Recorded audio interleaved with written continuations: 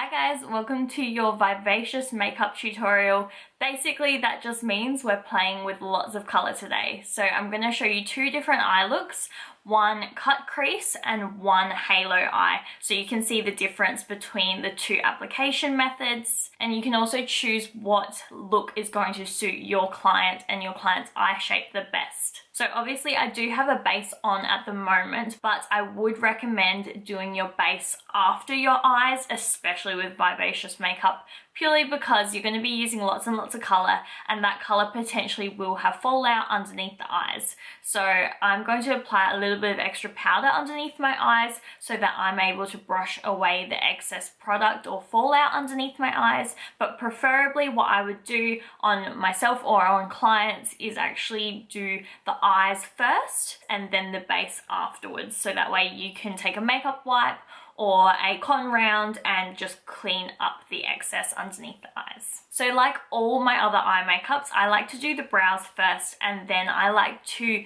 put concealer all over the entire eyelid. You could also use an eyeshadow base if you wanted your colours to stand out a little bit more and become a little bit more vibrant. An eyeshadow base is going to keep those colours looking really nice and strong on the eyes for a longer period of time. All I've done is apply a layer of concealer first, and now I'm going to set that. The reason I like to set that colour is so that my blend becomes a lot easier, and I want to make sure that all of these colours blend together really nicely. And I find a wet base tends to make products look slightly patchy if you don't know how to blend them correctly. So this is the foolproof method way of blending your eyeshadows. So all I'm going to do is take a face powder and pat that all over the eyelid to set that entire base, all the way to the inner corner and all the way to the outer corner. A trick to making sure you're able to dust away any fallout that does happen underneath the eyes if you have done the base first is to just use a translucent powder. I like to use a loose powder and just pat that underneath my eyes, and it's actually okay if you can see that powder, because you want it to be thick enough so you can take a brush later on and swipe it away. This layer of powder just ensures that none of that color or pigment is going to stick to the concealer that is underneath the eyes currently. So it might look a little bit funny at first, but it does definitely help later on when you swipe it away. The first step to every eye makeup is using a transition color. So that's basically a color that's going to go between your skin tone and whatever eyeshadows you're going to use. So I'm using this palette here, and I want my crease color to be some of these kind of orangey reddy tones. So that means my transition color needs to be a really, really light orange and potentially even maybe a yellow. So I'm going to use this yellow here as my transition shade. So I'm going to dip into that yellow color. It is going to be very vibrant, and I'm going to start this in the crease up as high as I can possibly make it without actually touching the eyebrow, because what you want to have is a gap between your eyebrow and any of your eyeshadows of just skin. That skin color just helps really, really balance the eye shape and make sure your eye looks don't look too draggy and look more artistic.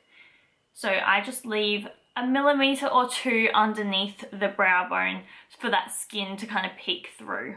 And all I'm doing is just a windshield wiper motion back and forth in the upper part of the crease. Now, because I'm going to be doing a cut crease, I do want to bring all my eyeshadows into this inner corner here.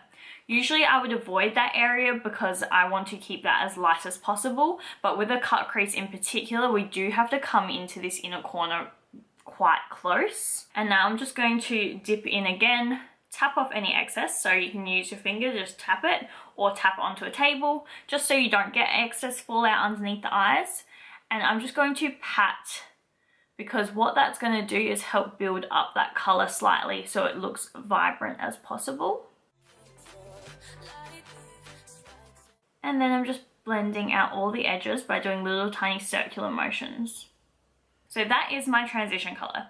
I want to create a kind of sunset effect. So next I'm going to go in with this orange shade here. Taking the same brush, you can wipe this off on a paper towel or your makeup station towel if you want to go between your colors. But I find if you start lighter, like yellow, and then work darker, you don't have to actually remove the product from that brush or use a separate brush. You can go in with that same brush because it's just going to blend together anyway. And if you start from lighter to darker, it's never going to look muddy. I'm taking that orange, tap off the excess, and I really make sure it's very much on the bristles, on the very tips of the bristles of the brush. And this one's going to go in the crease a little bit lower than that yellow color.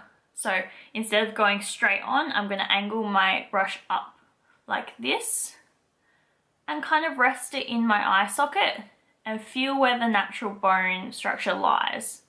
And all I'm going to do is follow along that crease in those windshield wiper motions like we did before.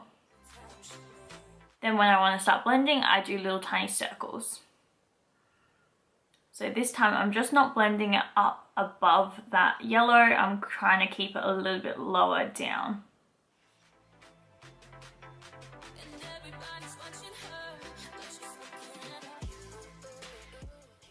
Then on this outer corner here, I want to make sure none of my shadows go below the line from my bottom lash line all the way out to my brow. So that line there, if I put any shadows lower than that, it's going to droop my eye down. So I try and keep them all angled up like this and draw an imaginary line in my head of where that eyeshadow should stop. But what we can do is use your brush to just flick up and outwards to create a soft kind of winged out effect. There is no product on my brush right now, it's just what's left over. But this will help blending this product out to really help elongate the eye.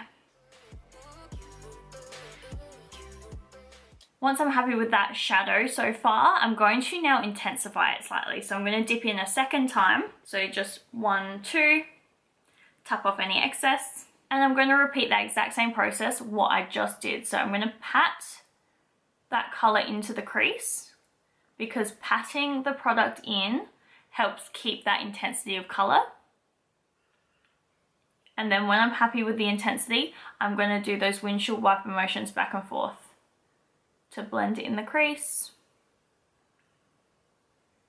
And then I'm going to do tiny little circles to blend it into that yellow slightly.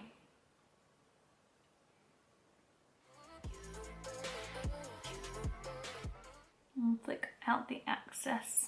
My final crease color is going to be this intense reddy tone. I want to apply this one in the crease again, but slightly lower down from that orange. So it's going to be a little bit more concentrated. So this brush might be a little bit too big for that. What I could do was switch brushes. So look for something a little bit skinnier like this, or a really tiny fine crease brush. Just something slightly smaller than this one so it stays put in the crease. If you don't have a brush like that, you can always use a flat brush. And using a flat brush, you're just going to use the bristles of the flat brush to place that product. And then you're going to go back in with your fluffy brush to blend it out. So just dipping once or twice into that color, tapping off any excess, and looking down into a mirror or getting your client to look down or close their eyes, you're going to follow their natural bone structure again of their crease. This time I'm just pressing that product into the crease. I'm not swiping because I want to keep this really, really concentrated. And then when I want to add a bit more, I'm going to tap in again, tap off the excess. And just keep tapping, tapping, tapping and applying that red into the crease.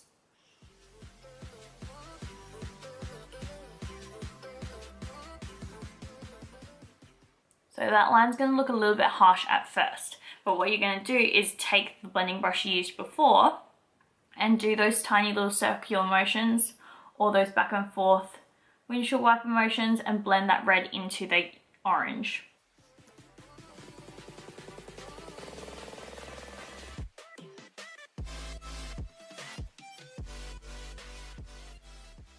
Now sometimes what will happen is when you're blending, you end up losing some of that pigmentation. You lose some of that intensity of color.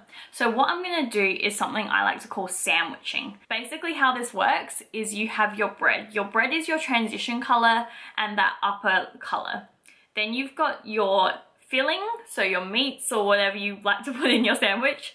Those are those really dark, intense colors. But then we want to sandwich that in with that slice of bread again. So we want to put back over our transition color or our upper crease colors to make sure we're sandwiching in that darker color. If I use that yellow as my transition, I'm now going to follow on with a bit more yellow. So I'm going to take a little bit of that yellow. I just wiped off my brush onto a paper towel and I'm going to go back in with that yellow and go on the top of that crease line again, just to re-intensify that color. Then we took the orange, so I'm going to dip into the orange once more, pop that one exactly where we put it before, just a little bit lower. And that guarantees our blend fades really, really nicely all the way out. If your client had slightly smaller eyes, I would stop it at 3 colors. But what I'm going to do is take that darkest purple color and pop that in my crease as well. So if they had slightly smaller eyes, I would just cut their crease against that red color and stick to only 3 colors in the crease. That's plenty. But because I have more almond shaped eyes and I do have a decent amount of space in between my eyelid and my eyebrow, I'm going to put one more color, which is going to be that dark, dark purple right in my crease, right at the lowest point. So this super, super tiny brush enables me to get right in that crease and just do those windshield wiper motions back and forth. And I'm going to bring this color in towards this inner corner area here, so that when I cut that concealer, it has something nice to cut against. Meaning you need to have a color in this inner corner that is dark enough for you to be able to see the difference between the lid color and the crease color. So I'm taking that purple right into that crease in the inner corner and doing tiny, tiny little circles all the way out. And then on this outer corner, I do want to wing it out slightly. So I'm going to dip in one more time, tap off any excess, and then just let my brush kind of flick outwards to help wing out that shadow.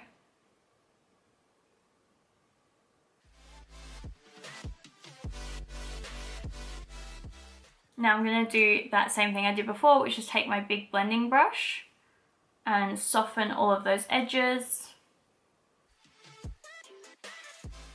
And I feel like I've lost some of that red, so I'm going to go back in with that to intensify that again. And then you can just keep on layering that color, blending it out, adding some more on, blending it out. So it is a longer process. It does take some patience, but once you practice lots of times and get the hang of it, you'll find you go a lot quicker. So you can see that eyeshadow is being blended out and up to help lift out the eye, to help make the eye look bigger.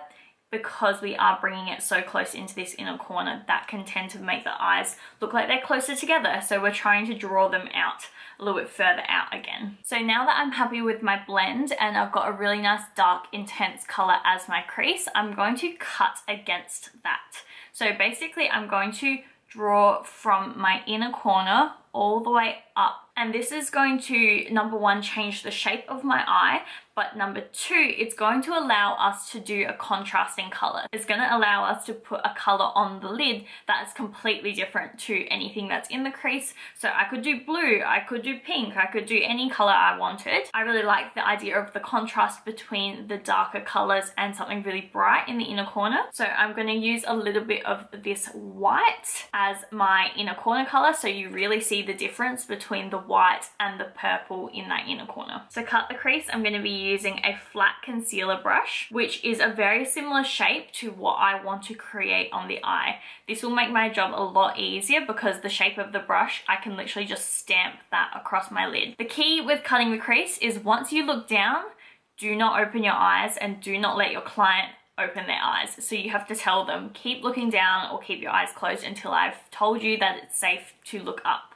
So I'm going to be looking down for the entire time that I'm doing this, so that way I don't get concealer in that crease that I've just worked so hard on creating. I prefer to use a waterproof concealer, something that dries quite quickly so that it creates a really nice edge. Nothing is worse than using too creamy of a concealer and it ends up moving around and looking really wonky or kind of fading or just smudging all of your hard work. So if you use a waterproof concealer, it helps keep that cut crease in place and really crisp and sharp. So I'm going to load up one side of my brush, and then looking down into a mirror, I'm going to follow along my natural crease. If someone has slightly less room between their eyelid and their brow, you could actually draw in their crease a little bit higher than their natural crease to give the illusion that they have more space. So if it helps with your client, put your thumb on or above their eyebrow and lift up as you get them to look down, so that gives you more of a flat surface to work on. And then I'm just going to take my brush, starting in the inner corner, and just tapping it to slowly build up that rounder shape. So all I'm doing is pressing. I'm not swiping, I'm not trying to blend, I'm just literally stamping that concealer. Anytime I feel like it's looking a bit dry, I just add a little bit more.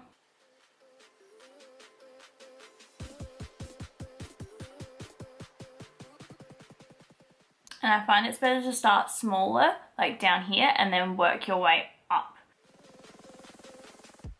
So I've just gone to the end of my eye. I'm going to use my pinky finger to just blend that outer edge of that concealer.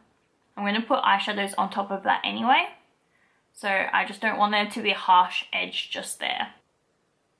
You can also take a small brush just to blend out that outer edge. If you leave an edge there, it will mess with your eyeshadows later on. Now I'm just going to make sure the entire lid is covered with that concealer and it's looking nice and smooth. That shape looks pretty nice to me, so I'm going to make sure that I keep looking down and I set that in place on a flat brush, and I'm just going to press that over the top of the lid.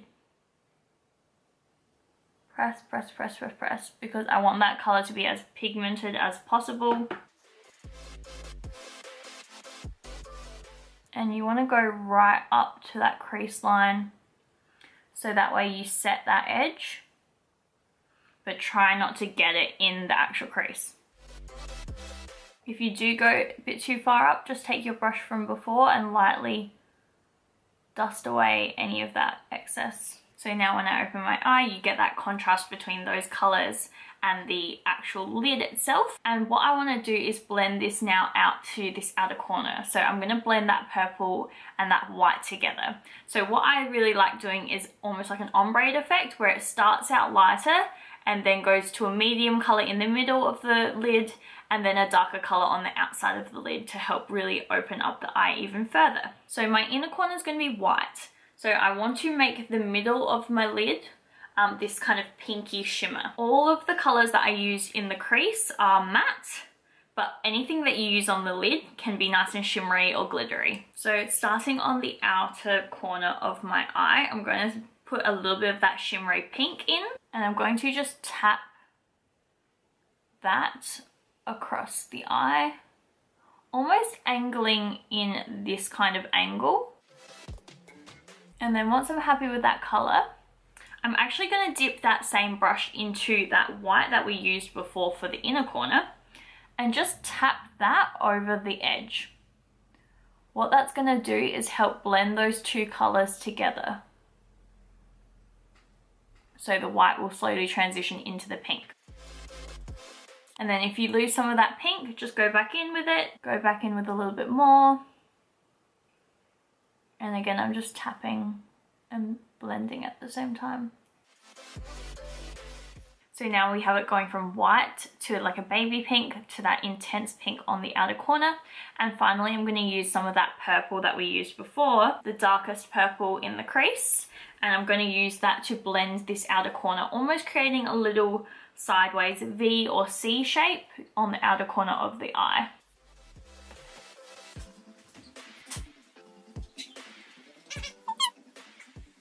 So now we have it going from lighter to darker. So you could leave it exactly like this, but I'm going to amp it up the tiniest little bit with a bit of glitter. So I'm using a very, very fine pinky purple glitter, and I'm going to spray some Mist and Fix on my brush. So a setting spray for the face, I'm just going to spray it once, really gently on my brush. Not too close so the brush becomes soaking wet. We just want it slightly damp. Then I'm going to just dip once into that glitter, tap off the excess, and then press this just on the center of the eyelid, just to amp up a little bit of a sparkle. I'm going to finish the top of this eye with some liner and lashes, and I'll be right back. So as you can see, liner and lashes really do make that kind of makeup. You can't really get away with such intense, crazy colors and having it so blended out without putting lashes on, because you just look a little bit silly. So the final result always will look better if you put a pair of lashes on, and a winged liner always helps emphasize that drawn out effect of the eye. So now I'm going to go underneath the eye, but first I'm going to take a little bit of a powder brush and a bit of excess powder on there, and I'm going to use this to flick away any of the glitter or the fallout underneath my eyes. So you literally want to take your brush and flick off any of that excess powder and any of that glitter. But hopefully you won't have too much fallout. So for underneath the eye, I'm going to repeat a little bit of what we have in that crease. So I'm going to take a little bit of that red and that purple in the outer corner. So I'm going to start with a little bit of that red on a flat brush and just using the very tips of the bristles so that I can hold my brush upwards like this and wiggle it in between those lashes. This means I'll get really, really close to that natural eye line. Then I'm taking that same purple we used in the outer corner of the crease on the outer corner of underneath the eye. And what I try and do is almost connect this with the wing on the outside. And then to finish off, I'm going to connect that white of the inner corner across to the lower lash line as well. So we have that same gradient that we have on the lid, going from lighter all the way out to a darker color on the outer corner. Again, this helps make the eye look as big as possible, even when you're wearing really bright colors. I'm just gonna finish up with a coat of mascara on the lower lash line, and I'll show you guys the final result. So this is the finished Vivacious makeup. This is your Colourful cut crease. I hope you guys enjoyed this video, and I hope you got some tips from it as well. And if you follow along at home, please send me photos so that I can give you guys some feedback as well. Stay tuned for part 2 of this video, where we're going to be doing a halo eye.